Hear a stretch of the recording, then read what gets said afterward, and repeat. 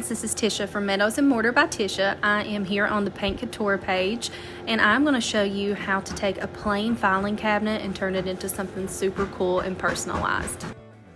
Now, the first thing that you're going to do after you clean it is you're going to want to prime this. So for me, I used Paint Couture's 2-in-1 primer, and I used it in white this time. I typically use gray for most things, but since I'm doing decoupage, I chose to do some white. I chose this cute little cowgirl print. This is from Whimsykel Designs, but you could use any decoupage that you like. So when I'm doing decoupage, I like to take a mist bottle and just fill it with water, and I like to lightly mist the back of my paper. I'm not really sure what it does. I'm sure there's some sort of scientific reason behind it, but I have found that if I mist my paper, whenever I lay it down on top of a wet surface, as it dries, those fibers sort of dry together more evenly and I get less wrinkles that way. There are many different ways that you can decoupage, but this is just my personal preference. So after I've misted my paper, I just lay down my top coat. So I'm using Paint Couture's Extreme Guard, and I believe I used it in satin in this one. And I just put down a fine layer over top of the front of the filing cabinet, and then I'm just going to smooth down my paper over top of it. So there's a little keyhole there where you see the top of her head is, and I did kind of use my fingers to kind of take that little section out. I just removed it with my fingernails so I could fit that over a little easier. And then I just use my fingers to go over the edges of all of the little drawers. So the drawers didn't just have one little drop off, it actually had two little raised sections on there, so I kind of had to use my fingers to put it in between those little sections so that it would lay on it nicely. So typically what I do is I lay a little strip at the top, and then I lay down the first part of my paper, and then I work my way down, and you'll see that I just smooth it out with my hands. Some people use saran wrap, some people use an iron to actually put it on there, but this is what just seems to work best for me. So I'll just keep raising it. I'll add more of my top coat on there, then I'll put it back down, I'll smooth it out, then I'll raise it, and then keep doing the same thing over and over again until I get it to where it needs to be. Now sometimes whenever you're trying to put a flat piece of paper over top of a curved surface, you will have to make some little slits in your paper to be able to get it to conform the way that you're needing it to go. Now one thing that I will say is if you wear any of those things that keep your rings on, like if your ring is too large and it's the little plastic things or rubber things that kind of helps you size your ring down a little bit, those do get caught on this paper, so be careful with that. You don't want to rip a hole in it. I have learned that the hard way, so you want to make sure that you're just using the pads of your fingers. After you get it all smoothed out, then you're just going to take that same top coat that you put it down with, and you're just going to lay it over top. So you're wanting to sandwich this paper in on your piece so that it actually becomes a part of the piece. It's not just the paper laying on top, and then if you accidentally get it wet or something, it's not going to come off. This is actually finished and sandwiched into your piece, so it will not come off. After your paper has had time to dry thoroughly, then you can come in with a razor blade and you can just trim off those edges. You can also take some sandpaper and just sand the edges off. But one thing that I do want to say with that is if you're using sandpaper, make sure that you're going away from the picture so that it will make all of your cuts smooth. You don't want to accidentally go in towards the picture and it'll rip the rest of the paper off if it's not adhered properly. So you'll actually see that whenever I go through and I smooth my edges out, you saw that I put another little bit of top coat around those edges to make sure that if there were any frayed pieces that I'm really gluing those down as well. After all of that was done, I took a few little scrap pieces of just the pink part of the paper and I just added it to the edges around the top of it. And I did it the same way as before. You want to make sure that you're putting your top coat down, putting the paper on, sandwiching some more top coat on top of that. And then once that dries, then you can come in with your sandpaper or your razor blade to be able to get that excess off of there. After that, then we get to the fun part. We get to start painting. So for this, I used Paint Couture in the color French Rose, and this is just a very light pink color. And I just laid it on all of the white areas. I didn't do any blending on this. I just made a base coat to go over top of my white. So I do this on the top and both of the sides, and then on the insides of the lips of the drawer there, which you couldn't see. In between all of my layers of paint, I like to use a 220 grit paper, and I just rub across it very lightly just to get any of the nubs that might get dried in the paint. You're not going to be able to see that it's actually scuffed the surface any, but you will feel a difference. It makes your finish like buttery soft whenever you actually take that extra step and do that.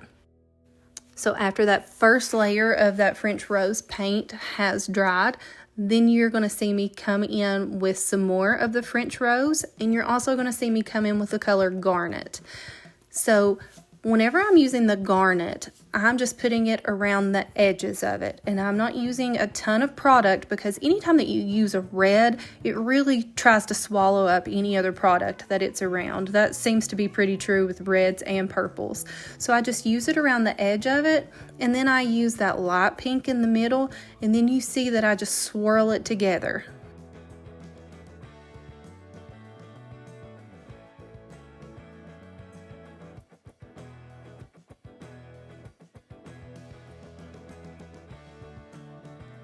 After I swirl it together, you'll see me going in a bunch of different directions. I'll go left to right, I'll go top to bottom, then I'll go side to side, and then I even it out in one final stroke, and it'll go in the direction of the grain of the piece. So this is going to bring everything all together, so you're not going to see where one color starts and one color stops. Now when I'm blending, I like to use a bigger brush for whenever I'm actually blending my 2 or 3 colors together. So you'll see whenever I'm putting on the Garnet, it's a thinner brush that I'm using to put that on, but whenever I go to actually swirl my 2 colors together, I'm using a fatter brush. So you'll see that one is not angled on the end, and it's flat on the end, and it's also fatter. It has more volume to it, and that just really seems to make the colors mesh together a little better. If you have made it this far, friends, thank you so much for watching, and I hope that you've enjoyed some of this, and I hope that you're learning a little bit. I just ask that you will like this video, you will comment on it, and you might even subscribe to the Paint Couture's YouTube channel.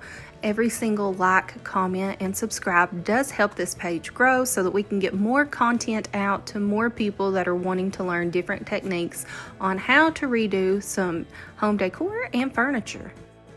So after my first coat of the blended finish is on, then I come back in and I do a second blended finish. Now you can see that I was not happy with the amount of Garnet that I put on that first layer, and that's okay. If you get your first coat on there and you realize, hey, this is too much or this is not enough, that's okay. That's not going to be the finished product. You're going to be doing another layer on it anyways. So this time around, I have the French rose in the middle, and then I'm bringing the Garnet out to a wider swath of the area so that I can get more of that saturated dark pink in there.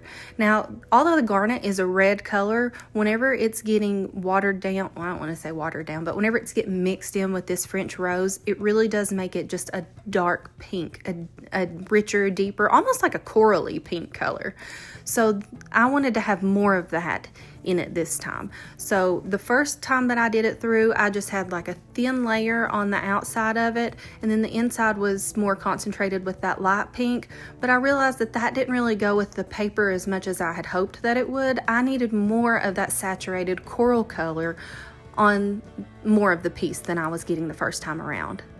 So much like in the same fashion as my first layer on there, I'm putting the light pink on the inside, the dark on the outside, and then I'm swirling it together with that fatter, flat bottomed brush. So the brush that I'm using, I believe on this one, is the Klingon S50, not the angled, but just the S50, and it does really, really well with blending. A lot of times I will use my Paint Couture brush, the flat-ended brush, and that seems to work well. There are also some bigger brushes that you can use that are out there on the market. I know that Chris Donicussen makes a large, it's like a rectangle type of brush that you can use. Anything that's going to feather this all together will work nicely. It's just whatever your preference is. Just remember, you don't just want to swirl it together, you want to use some brush strokes back and forth, up and down, diagonally to really meld it all together. But you want your final strokes to go in the same direction so it all looks like it flows together nicely. And although this matched really well with the color of my paper, I did want to pull in some of the actual garnet color and just make a few little embellishments on the paper so it's the exact color that matches in with the side of the piece, so it looks like it was really made to go together. And it really doesn't take a lot of the paint to make it look like it was meant to go together on this piece. So you just see that I'm just dabbing just a tiny little bit on there just to make it a little more cohesive. So now for my hardware, I played around with a couple different ideas. I tried to look at it as a black because I thought that the black would tie in nicely with the paper, but it really just didn't look right. So then I tried a bronze. I didn't really like the bronze, so then I settled on gold. So all that I'm using here is a gold gilding wax. There are a bunch of different gilding waxes that you can use. I'm using Redesign with Prima in the color Eternal. There are different rub and buffs out there. You can use a paint on it as well. Just make sure that you prime first because this is going to be a slick metal surface and you want to make sure that it's going to stick well and it's going to stay. And then I'm just taking that same gold color and I'm putting it right over top of that little keyhole at the top so that it doesn't look like there's just paper slapped on top of it. And a little goes a long way whenever you're using gilding waxes. So if you put too much on there, it actually doesn't stay on the piece quite as well. So if you use a lighter hand, use a lighter amount and put it on there, it seems to stay in place a little bit longer. Now something that you don't see is I like to come in about an hour after I put the gilding waxes on and I just take a clean rag and I just buff it out a little bit, and that just seems to make it stick on there a little bit better as well. And using that same gold color, I'm just going to go in and lightly dust it along some of the edges of the piece. This isn't going to be going concentrated in one area. There's no right or wrong way to do this. I just kind of put it in different places where the color is just going to be more saturated and where whenever the light hits it, it's just going to look like it shimmers a little. After everything is all done, then we're going to put our top coat on. So I really like Paint Couture's Extreme Guard, and on this one I'm using the sheen satin. You could use the flat, you could use whatever you like. I just thought that the satin would go nicely on this particular piece because it's most likely going to be going in an office, and I seem to feel like you get a little more durability out of the satin. I don't want to say durability, but the wipeability of it seems to be a little bit nicer with the satin. So my hardware was on there before and I pulled off that same hardware and I'm using the same ones. I had just changed the color of it. But where I put my decoupage down on the top of it, it kind of covered up my holes a little bit so that I would know where to put my hardware back in. So you see me kind of like looking at it side-eyed to see where my hole is to be able to, I just kind of poke the screw in there a little bit and then I get it set up and then I drill it in. And after you get all of your hardware in, the piece is finished. And I think that she just looks so lovely whenever she's done. I can't wait to see whose home that she goes into or whose office that she goes into. And here's a couple shots of the finished product, and I really hope that you guys are inspired by this. If you do happen to make your own filing cabinet, comment below, send us the pictures, tag Paint Couture Paint or tag me, Meadows and Mortar by Tishia. I would love to see your all's products. Thanks, guys.